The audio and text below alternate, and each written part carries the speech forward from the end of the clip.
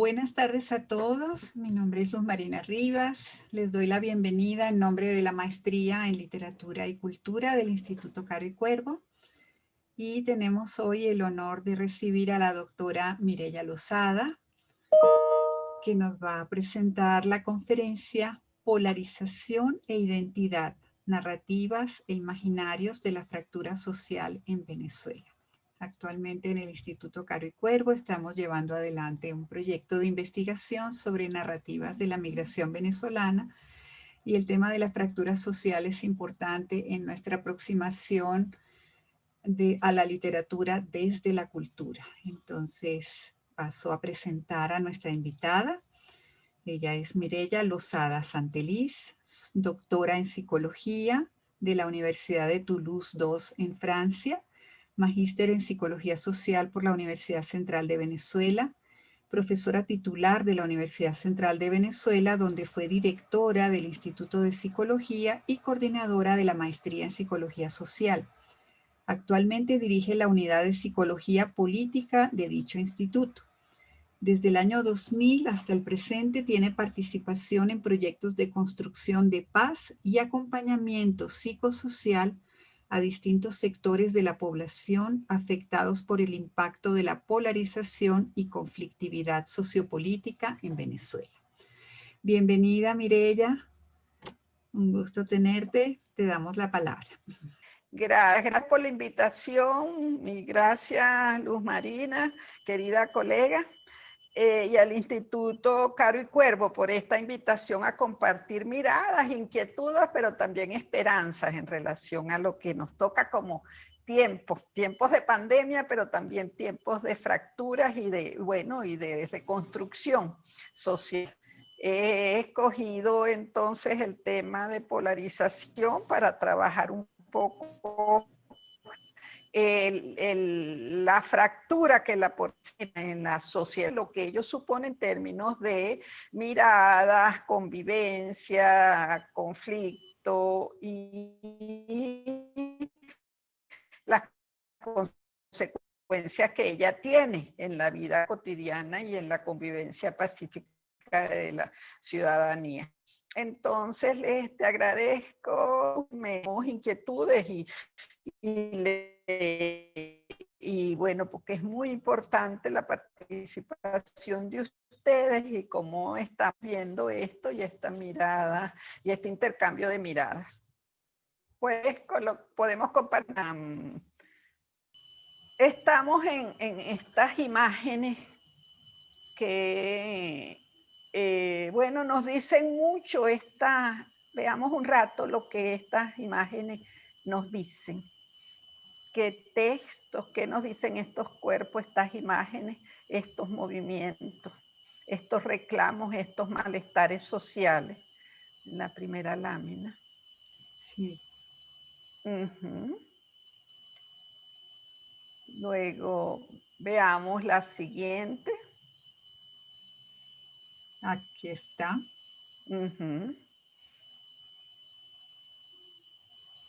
Todas estas expresiones están dando cuenta de este tiempo. Están narrando, contando la vivencia, los afectos, los malestares, los sufrimientos de la población y el impacto que tienen, bueno, diferentes situaciones y conflictividades que confrontamos a nivel latinoamericano, pero también a nivel mundial. La siguiente. Aquí está. Tenemos un contexto global y local donde los conflictos socioeconómicos, políticos, institucionales están expresándose de forma extendida, amplia, diversa, problemas de inequidad, de pobreza, de impunidad, de corrupción, de desempleo, de violencia, de narcotráfico, de migración, de terrorismo. Hay una competencia por el control del aparato estatal y entonces vemos estados fallidos, estados paralelos, naciones sin estado, modelos de desarrollo en cuestión y la cuestión también de la sustentabilidad. El tema de la soberanía y la gobernanza la propiedad y administración de los recursos naturales, que es una lucha permanente. Es una lucha multicultural por viejos y nuevos derechos.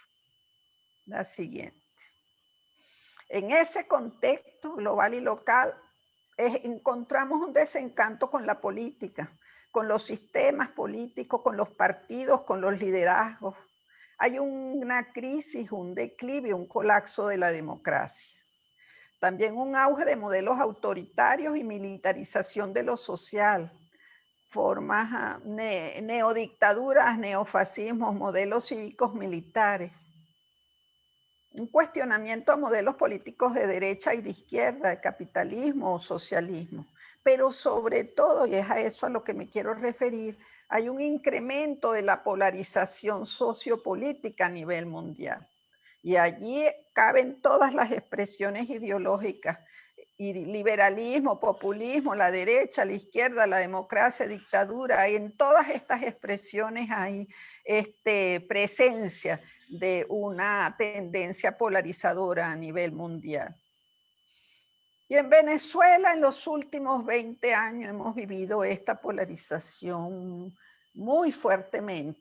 Solo voy a mencionar lo que caracteriza el cuadro sociopolítico y económico que enfrenta Venezuela, y lo voy a hacer porque es desde allí donde les puedo hablar del impacto que tiene la polarización en nuestra convivencia, en la vida social, por supuesto, en la vida política, pero esta polarización tiene también un impacto en las formas en que vemos el mundo, en que narramos este mundo, en que damos cuenta de él y de qué manera eso afecta nuestra identidad social y afecta la convivencia. Venezuela enfrenta una emergencia humanitaria compleja, una deriva autoritaria con un incremento del militarismo, la polarización, como les digo, tiene más de 20 años, en la que la polarización es un proceso psicosocial que finalmente ubica en dos polos a las personas, a grupos, a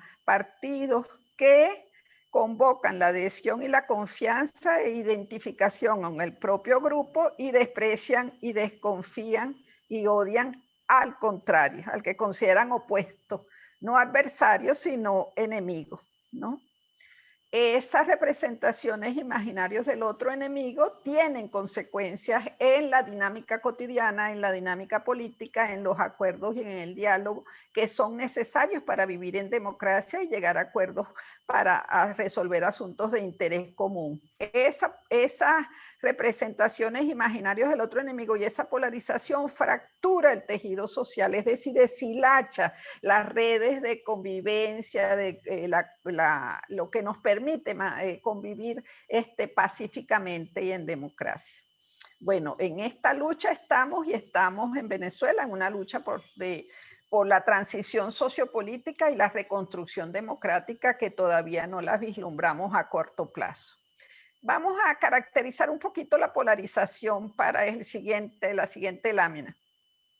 La polarización social y política, y llamamos polarización, la diferenciamos la social de la política porque la política es, entre comillas, natural en momentos de tensión electoral, en momentos de debates públicos, pero hablamos de polarización social cuando ella toma toda la vida cotidiana y toma todos los espacios de convivencia. Entonces, esta polarización social y política tiene tres grandes características.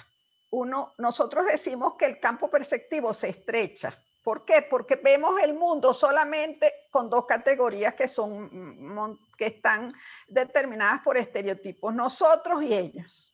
Hay una percepción mutua desfavorable y las interacciones con el otro son inexistentes o son hostiles, ¿no? El otro, que es considerado enemigo, no es considerado adversario, pero incluso el otro no es necesariamente el que pertenece a otro partido, que comparte otras ideas, es que puede ser incluso un familiar, un amigo, una pareja.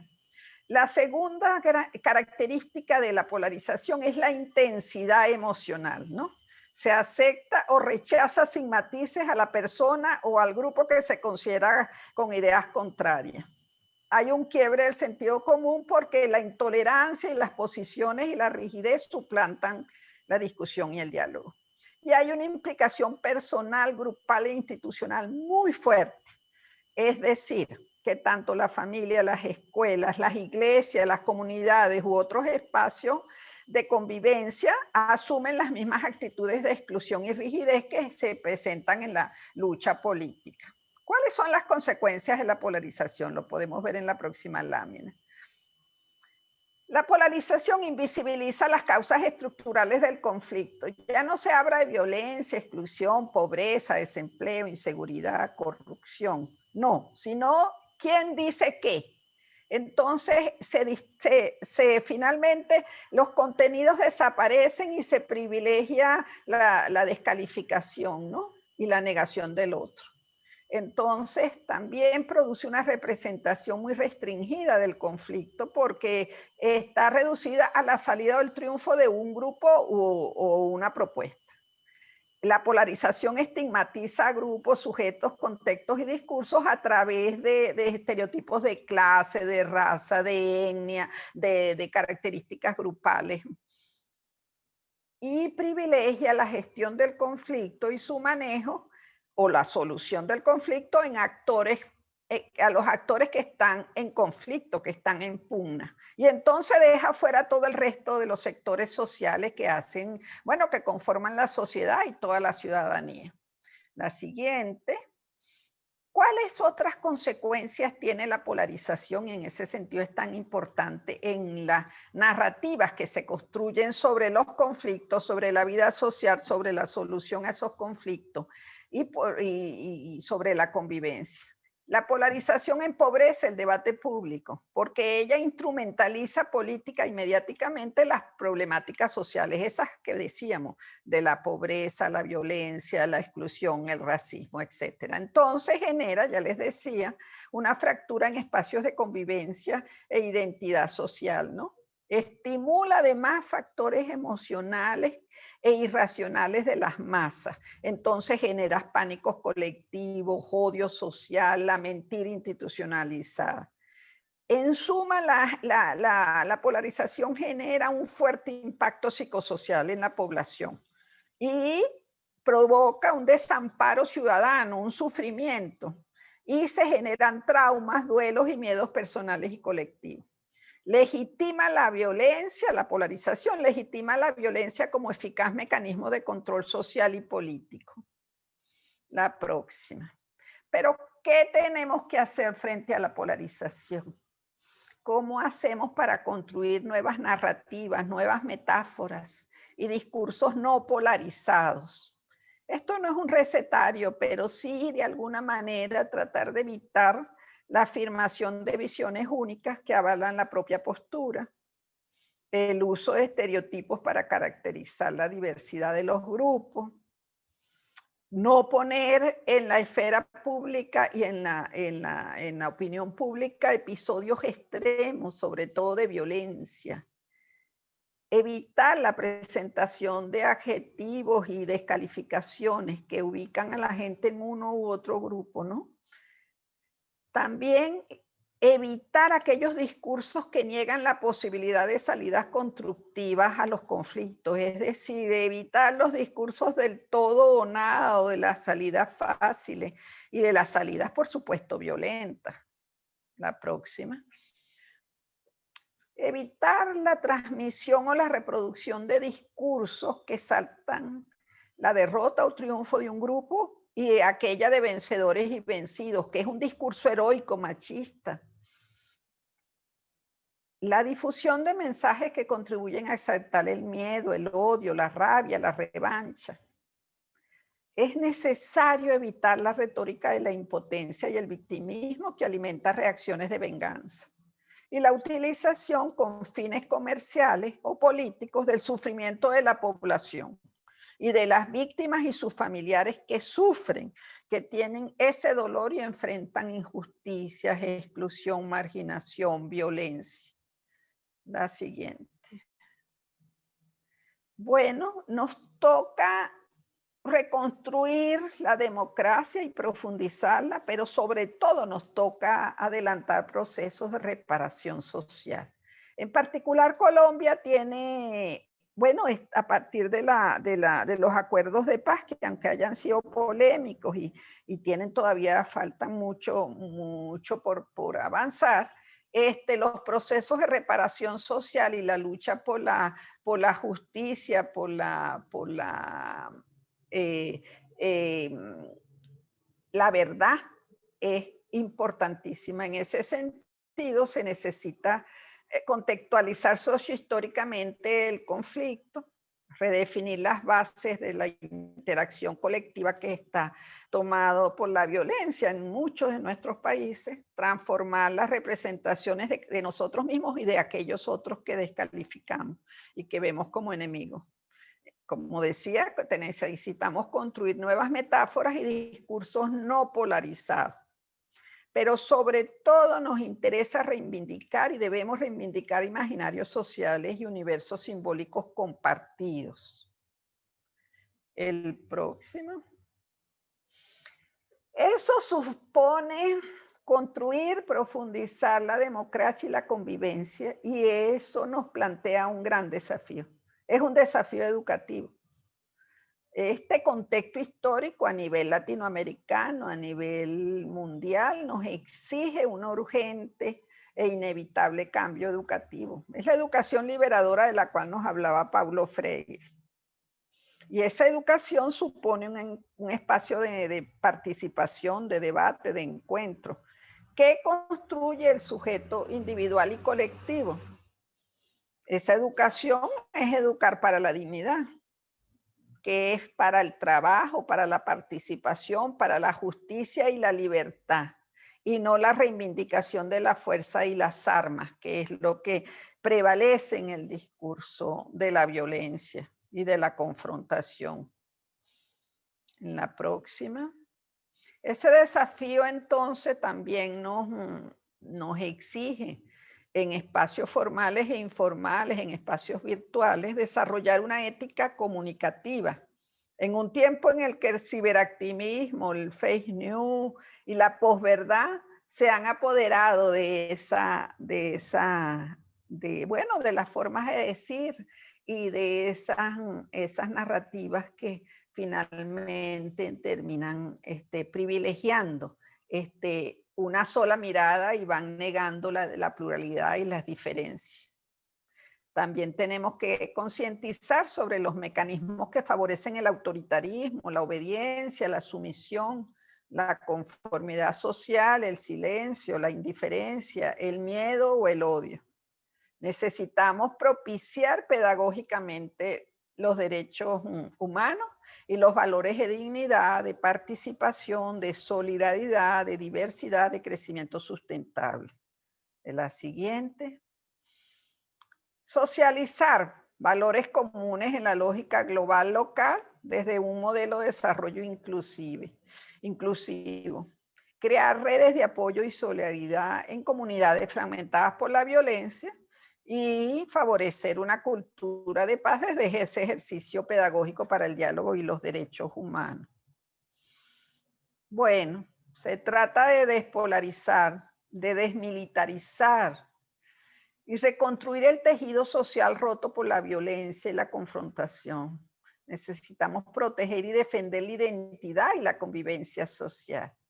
Necesitamos adelantar e insistir en los procesos de reparación social que supone apoyar a las víctimas y a los sobrevivientes. En esa tríada que es memoria, verdad y justicia que están adelantando ustedes en Colombia y que nosotros tenemos que aprender de ellos y de otros países que han adelantado estos procesos en América Latina y en otros países, Sudáfrica o en otros países que se han adelantado estos procesos de memoria y de reconstrucción crítica de la memoria.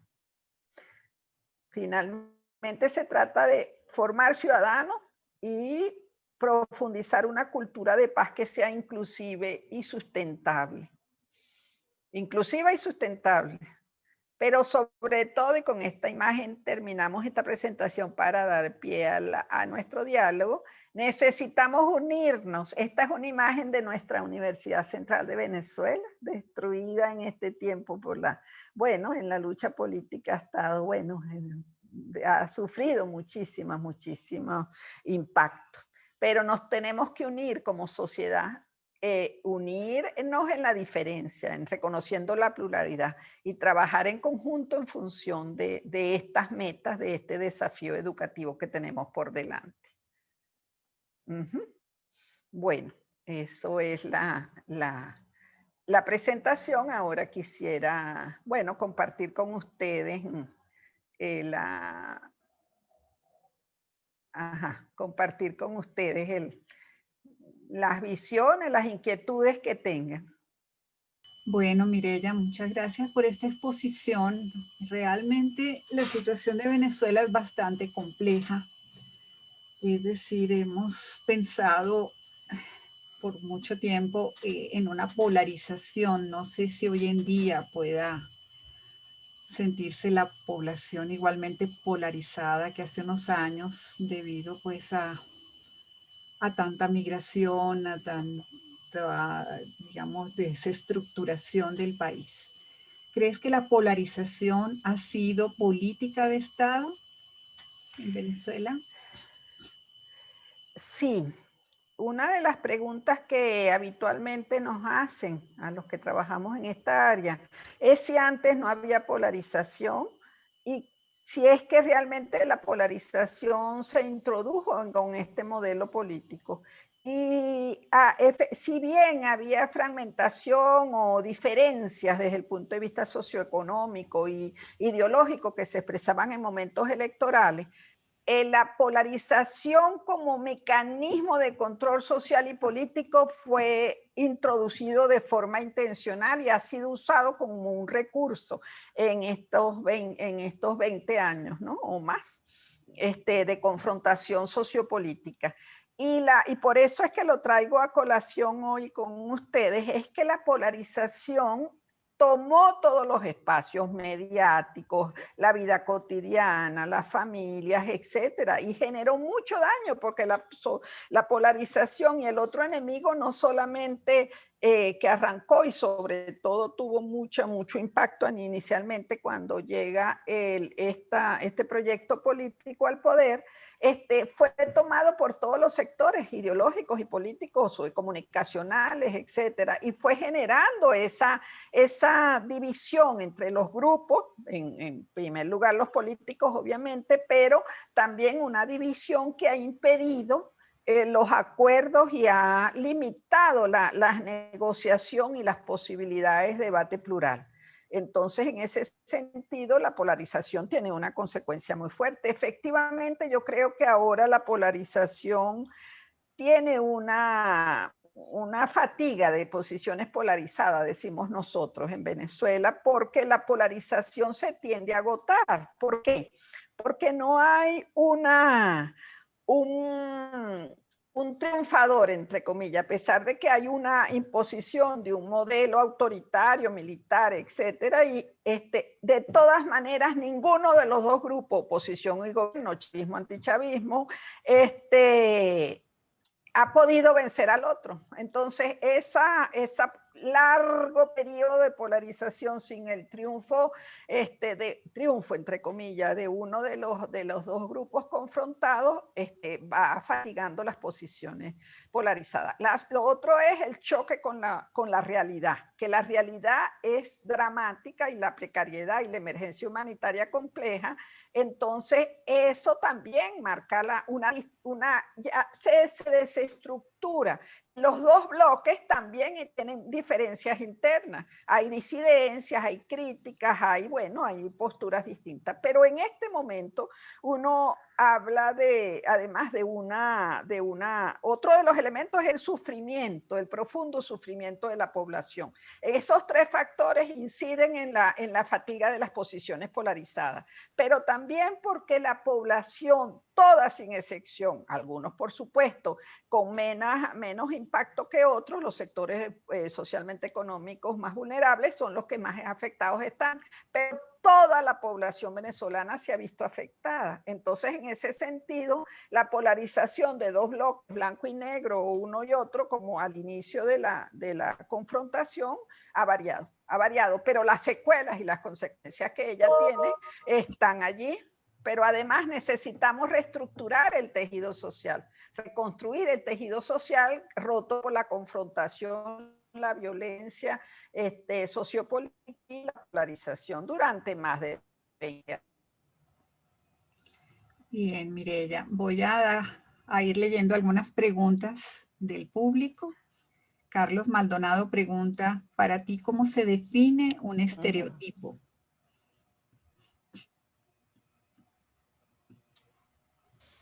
Ajá. Me vas a decir, bueno, si quieres vamos contestando. Sí, Un sí. estereotipo es atribuir características de diferentes tipos, porque pueden ser, como les digo, raza, características, etcétera, a una persona y generalizar esa atribución de esa caracterización a un grupo determinado con objetivos de descalificación. Es decir, eres algunos de los estereotipos que se han usado en Venezuela. Yo tengo listas enormes que hemos ido acumulando a lo largo de estos años. Por ejemplo, tierrudos. Hay términos utilizados y estereotipos utilizados por grupos antichavistas para describir a los chavistas, o de los chavistas o de los opositores para describir a los chavistas, o ahora hablamos de opositores y gobierno, o de chavistas, antichavistas. Ahorita esa categoría de chavistas, antichavistas, luego que llegó Maduro al poder, ha ido variando. Por ejemplo, una expresión, vamos a poner utilizar uno de los estereotipos. Círculos infernales, ¿verdad? Tarados comunistas, esos son los términos, los adjetivos y estereotipos utilizados por grupos antichavistas o opositores para describir a chavistas en un periodo, sobre todo al inicio de la confrontación. ¿Qué quiere decir eso? Chaburro, chavebestias, ¿verdad? Es que con una designación, con una característica que tiende a la deshumanización, calificas a esa persona, al líder o a los grupos, y lo generalizas a sus seguidores. Y en el caso de los términos y los estereotipos usados por los chavistas o los maduristas para describir a los opositores, por ejemplo, escorias burguesas, apátridas, enemigos del pueblo, fascistas, opus gay, porque hay mucha homofobia. Ese es uno, por ejemplo, ese es un estereotipo muy fuerte, referido al género, a la identidad sexual. Pero incluso los niní, que los niní en Venezuela son los que no están ni con el gobierno ni con la oposición, también son calificados, se les llama acomodaticios, irresponsables, inútiles, indiferentes, apolíticos, abstencionistas. Es puros adjetivos de descalificación que tienden a generalizar una característica que, bueno, que por supuesto forma parte de la lógica maniquea, en el que nadie queda inmune a este cuestionamiento y a esta descalificación del otro finalmente, y esa deshumanización, la polarización deshumaniza y embrutece, pero esas calificaciones se han usado en otros países, recuérdense Ruanda, u otros contextos de conflicto y de guerra, para en el momento en que tú deshumanizas al otro, puedes eliminarlo y justificar su eliminación simbólica o real. Eso de atribuirle características animales es una actitud muy frecuente. Gracias, Mireya. Aquí tenemos otra pregunta. Profesora Mireya, una de las alternativas para mitigar los flujos migratorios mixtos de los venezolanos en Colombia y por la concentración masiva en las ciudades principales era una política de dispersión abanderada por el Banco Mundial. Esto puede interpretarse como una restricción a las posibilidades de habitar y cohabitar los espacios y una limitación de las políticas sociales. Pregunto, ¿esos flujos y esa dispersión de los flujos migratorios se daba en los países de acogida? Si se dan en los países de acogida, supongo que tienen que ver, por supuesto, con políticas de estas entes internacionales con respecto a la migración, pero también sobre evaluando el impacto que tiene este flujo migratorio tan enorme en la región y particularmente en Colombia, donde bueno, está el mayor número de población migrante venezolana. Eso no quiere decir que no hay intereses políticos, económicos o de geopolítica mundial también en el manejo de los flujos migratorios. En ese sentido es tiene consecuencias. Pero esos flujos migratorios tiene también una consecuencia de desarraigo cuando divides a los grupos, la cohesión y la posibilidad de solidaridad y de apoyo mutuo se reduce, por supuesto.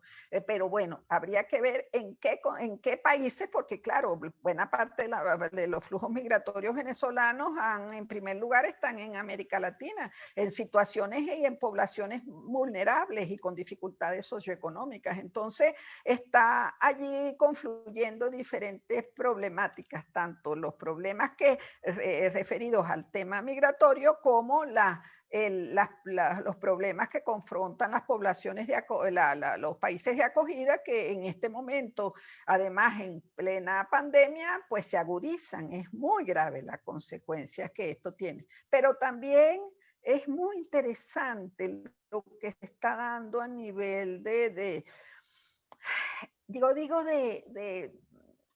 integración, entre comillas, o de formas de sobrevivencia y de resistencia y de afrontamiento de los migrantes en otros países, pero también de apoyo que están ofreciendo algunos sectores sociales, incluso vulnerables, en los países de acogida, que están ayudando a los migrantes. Es muy interesante esto. Creo que también tiene que ver con una memoria social, porque Venezuela recibió muchísimos migrantes durante muchos años. Y entonces también tal vez eso, los caminos son de ida y vuelta y se están entonces de alguna manera alimentando, consiguiéndose, porque además la Gran Colombia sigue estando en el imaginario, pero también está América Latina, que bueno, que compartimos historias comunes y apuestas comunes. Muy bien, mira. Fernando Garlin te pregunta, profesora Mireya, muchas gracias por su intervención.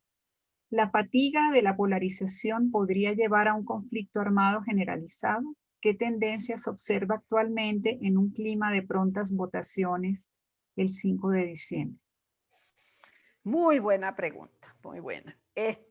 Pues sí, la fatiga de la polarización no solamente, en un sentido es bueno, puesto que los actores políticos están confrontando dificultades para mantener la lógica de la polarización y el discurso polarizador, porque la gente está pasando hambre, no tiene, bueno, nada, las cubiertas sus necesidades, sus servicios de luz, de agua, de gas, de gasolina, etcétera. Entonces, con polarizar ya no cumple el mismo rol que antes. Pero efectivamente, dado que estamos en esta precariedad, en esta emergencia humanitaria compleja, y además la pandemia, la lucha por territorios y recursos se agudiza. Entonces, sálvese quien pueda. Entonces, ya hay en Venezuela algunas zonas que están tomadas por grupos irregulares, por grupos paramilitares, porque se ha agudizado los grupos paramilitares o grupos violentos, y bueno, y están tomando los espacios, por ejemplo, en el arco minero del Orinoco, que están entonces en busca de recursos de la minería. Entonces han excluido a la población. ¿Qué ocurre? Y es lo que señalan los especialistas que han estudiado estos conflictos en otros países, que en Venezuela se aproxima una balcanización y una confrontación que se ha dado y una fragmentación del Estado, en el que esas tendencias entonces van a agudizarse. Y eso va a suponer una conflictividad interna. Hemos bueno, estado en una agudizada una polarización muy fuerte y una conflictividad a lo largo de más de 20 años, y sin embargo no hubo hasta ahora confrontación abierta, pero eso no quiere decir que no estén dándose ya luchas en territorio por recursos, y la población, mucha de esa población está armada porque hay grupos paramilitares, hay grupos, bueno, a quienes se les ha ofrecido para que defiendan la revolución, se les ha otorgado o sea, traficado armas. Entonces, por supuesto que ese es el riesgo mayor. Ese es el riesgo mayor si en este tiempo que vienen las elecciones, justamente no se resuelve de manera pacífica vía electoral en unas elecciones, bueno, que cumplan con los estándares internacionales. Yo creo que estamos a un riesgo de confrontaciones que pueden derivar hacia expresiones más abiertas de violencia, lamentablemente. Ya, bueno. María Daniela Betancourt te pregunta. Profesora Mireya, ¿usted cree que en Sudamérica se estén dando los procesos que lleven a las naciones hacia una polarización como la que actualmente se vive en Venezuela? ¿Y por qué vemos nuestras sociedades volcadas en protestas masivas? Yo creo que América Latina está viviendo procesos muy interesantes. Si bien efectivamente se están dando, bueno, en todos los países, veamos como en una semana lo que ocurrió en Perú, Chile, bueno, cada uno de los países, Guatemala, estamos confrontando, o sea, se están confrontando los grupos y están saliendo esa diversidad de posiciones y exigencias de derechos, por supuesto, derechos constitucionales en ese sentido. Es muy interesante, por supuesto, suponen riesgo porque la confrontación de no resolverse y no atender esa demanda y ese clamor social, la polarización puede avanzar en el sentido de que si no se atiende esa lucha por los derechos y esa exigencia de la población, los grupos no van a ceder, los grupos no van, yo creo que ya luego de todo este tiempo, incluso la pandemia también sacó a flote cantidad de contradicciones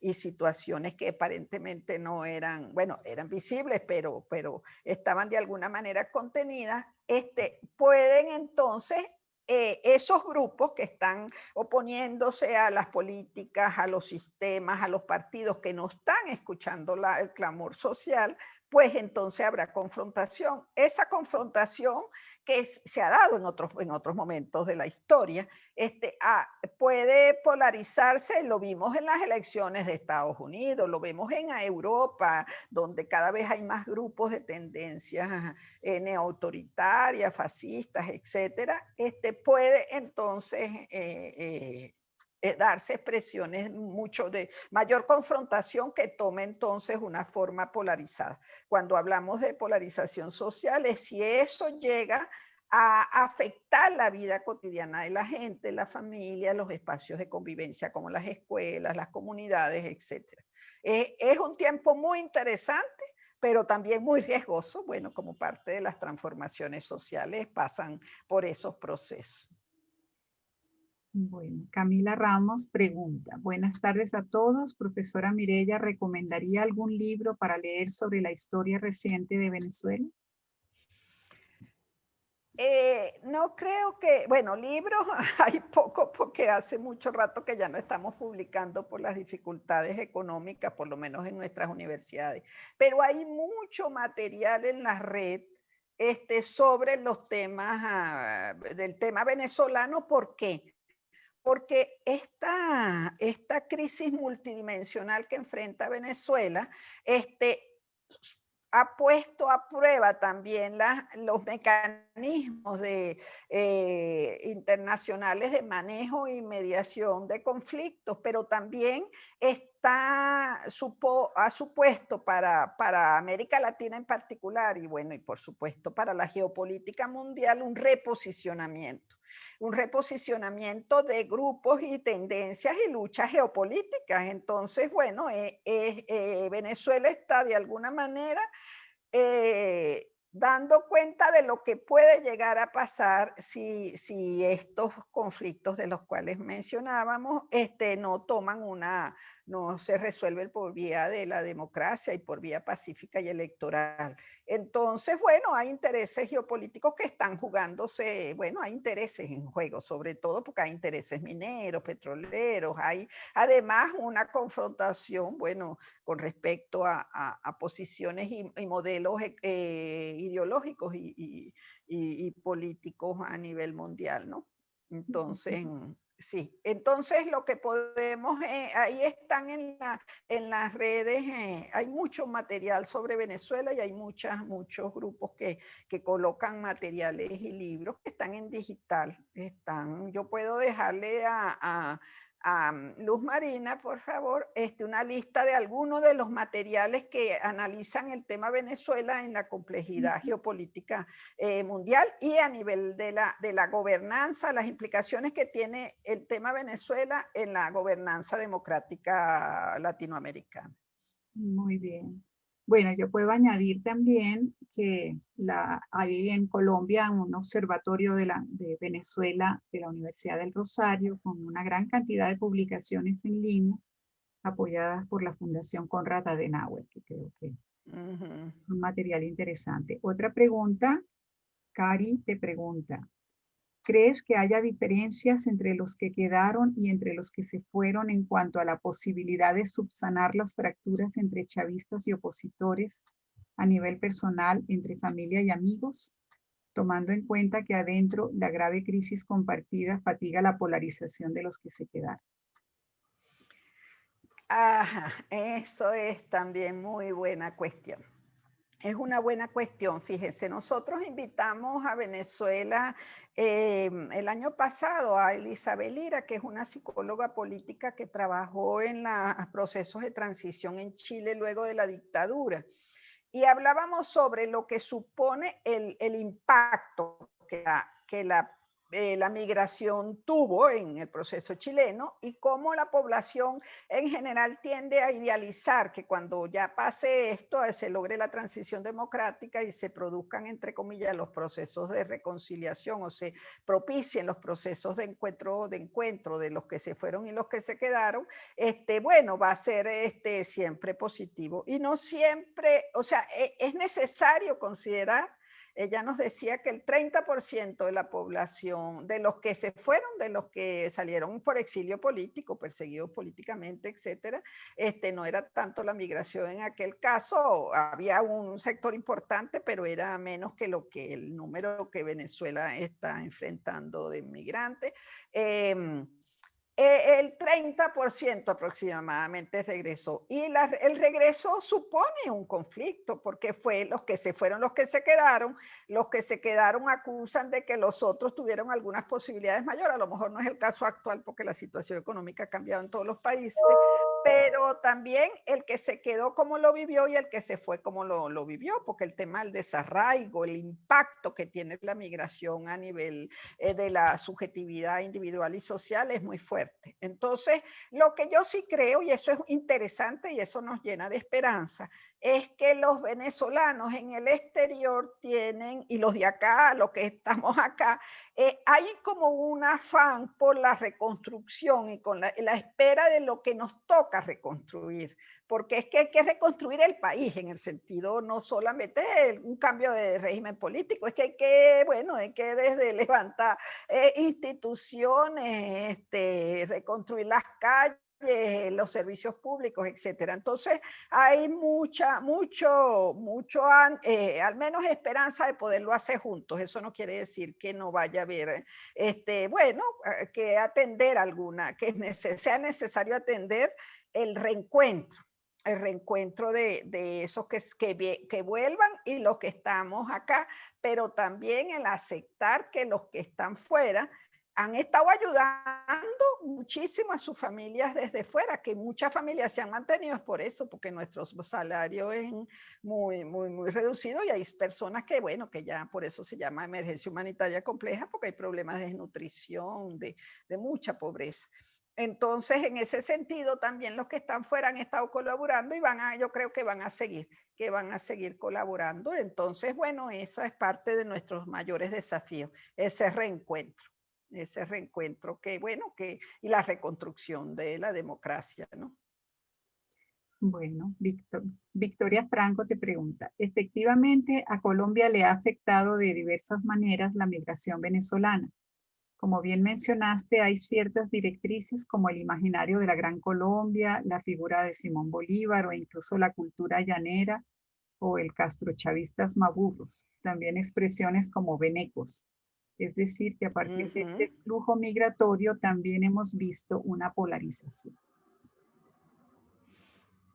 Interesante. Así es. Es lamentable que el imaginario bolivariano, que bueno, que nos conforma como países, que nos conforma como región, como sobre todo los países bolivarianos, este, sea incluso instrumentalizado y ha sido instrumentalizado políticamente. Y ha generado algunas fisuras y confrontación desde el punto de vista de los actores políticos al más alto nivel. De hecho, se habla, por ejemplo, ustedes lo ven allá y nosotros en Venezuela, se dice, bueno, que las traiciones de Santander a Bolívar y se saca toda una historia utilizada y manipulada bueno, para confrontar los países. Entonces, en ese sentido, también los actores políticos utilizan esos imaginarios bolivarianos para profundizar y agudizar la polarización, pero además para generar nuevas bueno, estereotipos y marginar, excluir o etiquetar, estigmatizar a los migrantes. El mismo gobierno venezolano estigmatiza a los migrantes que están regresando en la pandemia y no se les deja entrar. Es un proceso complicado. En general, la migración y el extranjero como otro que amenaza, visto como otro que amenaza tu trabajo, tu seguridad, etcétera, bueno, es un común en la historia mundial. Pero en este contexto de mayor precariedad y de conflictos a nivel regional bueno, se está viendo de forma muy grave, ¿no? Incluso actores políticos que en cada uno de los países colocan al migrante, lo etiquetan ellos mismos, no es en la cotidianidad, sino en el discurso político, en la confrontación ideológica. Entonces, creo bueno, que esa polarización en el flujo migratorio es importante que la señales, porque yo creo que hay que trabajar justamente sobre eso, porque esa figura de Bolívar debería más bien unirnos, o reconocer que, bueno, que nos toca construir en conjunto y nos toca, bueno, encontrarnos y reconocernos, y que, bueno, así como en un momento Venezuela, durante muchos años Venezuela recibió a población de América Latina, ahora le está tocando a los países recibir a los venezolanos, y eso no viene sin costo desde el punto de vista bueno, de las luchas por los recursos que cada vez son más escasos, ¿no? Y ahora se va a agudizar con lo de la pandemia. Pero parte de lo que yo creo que, y en ese sentido, por esto agradezco esta invitación del instituto, es que tenemos que contribuir a través de nuestras formas de narrar, de contar, de dar cuenta de esto que nos está pasando a nivel, bueno, sociopolítico, económico, político, institucional, en todos nuestros países, podamos, bueno, generar nuevas narrativas y construir unos imaginarios que refieran esos elementos simbólicos comunes. Bolívar es uno de ellos, pero también bueno, todos los elementos desde el punto de vista de nuestras creencias, todos los elementos de orden cultural que comparte América Latina. Los imaginarios latinoamericanos son fuertes, importantes y de mucha fuerza simbólica que deberíamos reivindicar. Es parte de lo que nos toca. Yo creo que es la era de América Latina en la que tenemos bueno, privilegiar, que lo hemos estado posponiendo en nuestras luchas y nuestras divisiones internas. Bueno, acá te preguntan de nuevo, en esta época de aislamiento vivido en Colombia, las familias migrantes, como las familias de acogida, se han resguardado en sus hogares, en muchos casos provisionales. lo que ha invisibilizado precisamente sus necesidades y sus narrativas en el entretejido simbólico de lo cotidiano. ¿Cómo construir espacios post-pandemia de integración y cohesión social libre de expresiones y acciones xenófobas?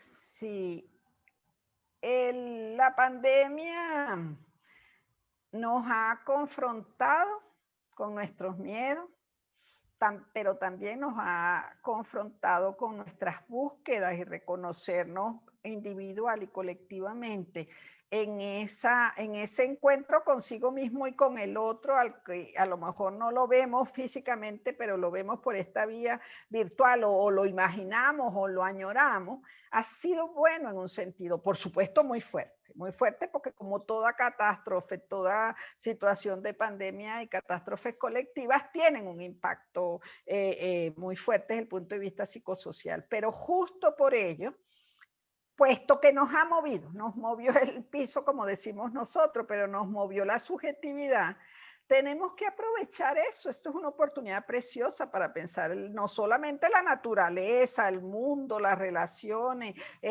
bueno, el impacto sobre la naturaleza, sino también cómo estamos conviviendo y qué podemos construir en conjunto. Entonces, en ese sentido, eso que señala, como ese tejido y ese entretejido simbólico en lo cotidiano, y construir esos espacios de integración y cohesión social libre de actitudes xenófobas, es posible si tenemos unos objetivos, aunque mínimos, pero que sean comunes. Un proyecto común mínimo, unos elementos o sea, tenemos que reivindicar lo que nos encuentra más que lo que nos separa. Y eso que nos encuentra, ¿qué es? No es solo, no es que es proteger nuestros propios espacios y defendernos del otro, sino ¿qué es lo que tenemos en común? Pues tenemos que conseguir disminuir la violencia, democratizar, compartir un proyecto de convivencia pacífica, tenemos que cuidar nuestros espacios naturales, sociales, políticos y tenemos que reforzar nuestras instituciones. Pero en la cotidianidad nosotros lo hemos visto acá con grupos que están confrontando dificultades muy graves desde el punto de vista de la alimentación, de la salud, de los servicios, etcétera.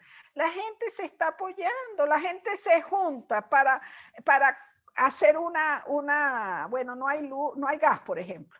Entonces la gente tampoco puede ir a ningún otro lugar porque no hay transporte, no hay gasolina, etcétera. Pues la gente se está juntando para hacer cosas en común, incluso hacen, bueno, ollas solidarias, cocinan en conjunto, se distribuyen. Estoy hablando del caso extremo, pero en el caso de las comunidades hay formas de reconstruir ese tejido social roto por la violencia, por la pandemia, por el impacto de la precariedad y de las condiciones económicas tan desfavorables en este tiempo para muchos sectores de la población. Entonces, en ese sentido es ver cuáles serían los mínimos comunes.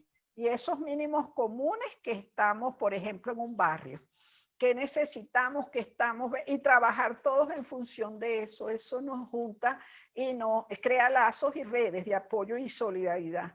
Entonces, esas redes de apoyo y solidaridad mutua es la que nos refuerza y nos empuja a seguir trabajando colectivamente, bueno, en función de otros objetivos mayores, digo, desde el punto de vista sociopolítico y económico. Creo que este tiempo que viene es un tiempo interesante, porque, bueno, esa sacudida trae costos, pero también beneficios y oportunidades. Entonces, esa es parte de lo que nos toca a nosotros.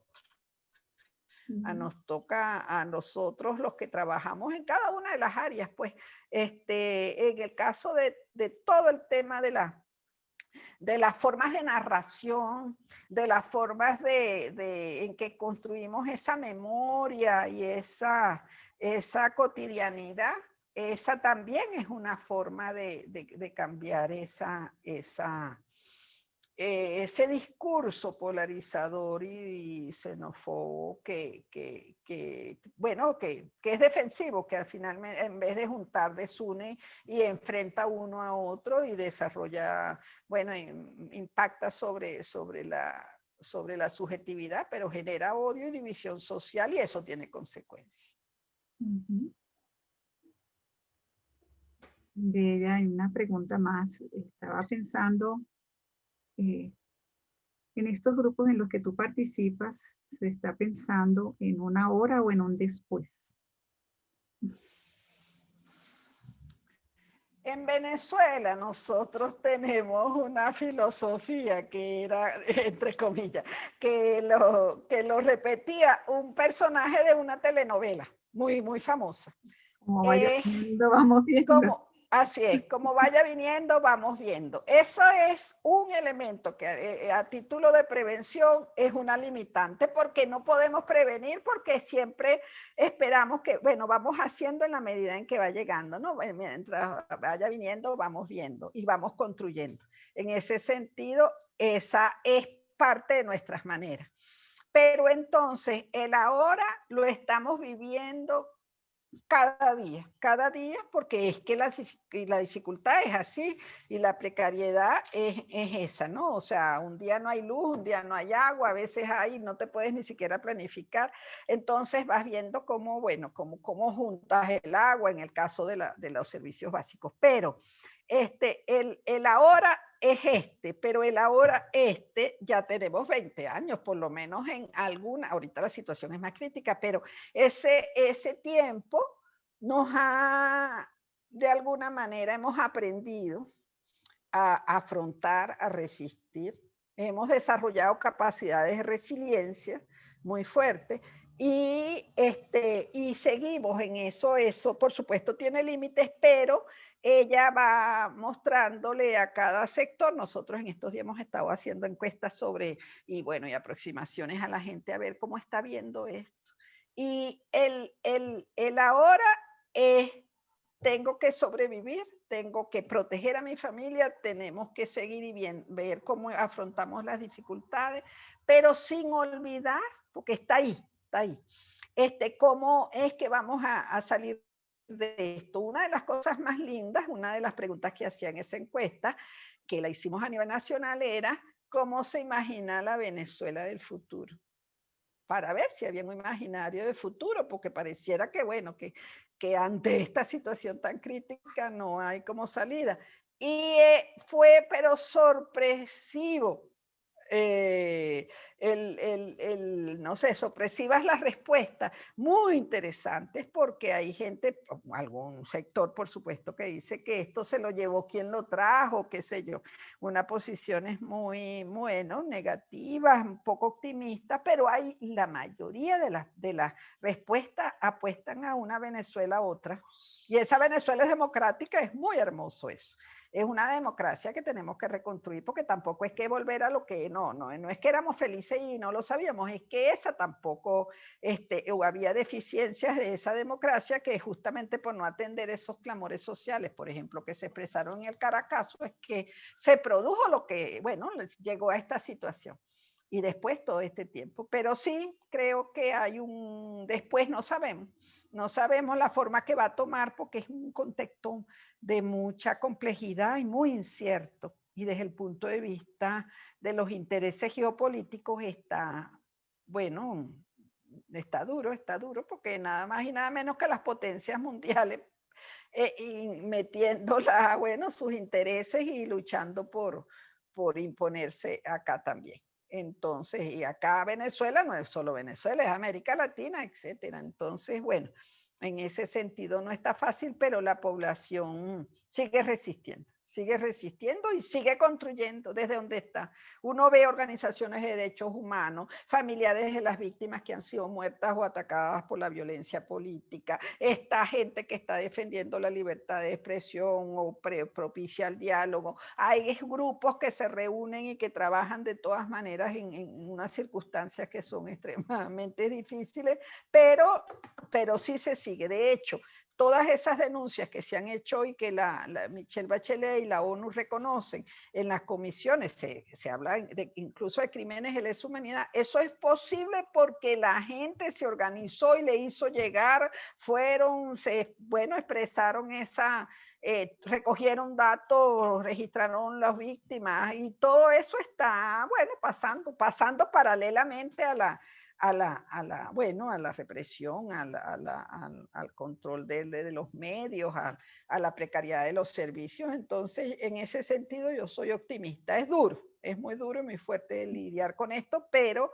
yo sí creo que que hay un después y un después va siendo ya, va siendo. Y bueno, y ese como vaya viniendo, vamos viendo, van saliendo nuevas formas de resistencia, de afrontamiento.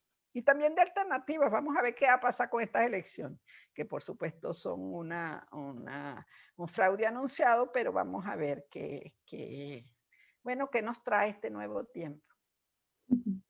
Mireya, bueno, no te vamos a cansar más, ya no hay más No, preguntas. ha sido lindo, ha Agradecemos sido lindo. muchísimo estas respuestas, este diálogo, este planteamiento.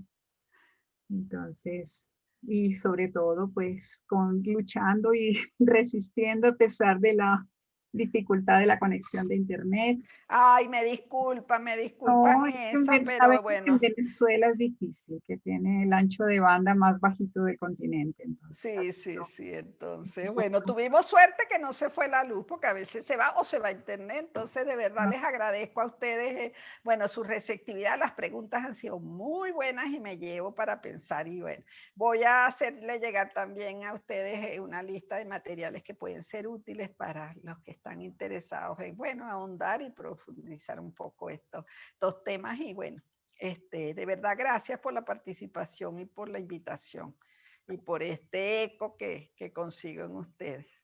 Bueno, por Ahí acá están. Uh-huh. la Ahí gente están. agradece. Ajá. No, que los materiales sobre polarización, etcétera, están en la red, que creo que de todas Ah, maneras es importante. Sí, hay llegan a muchos existir. materiales en la red. Ponen mi nombre y polarización, ahí les va a aparecer, porque no he hecho sino hablar y trabajar en eso estos últimos 20 años.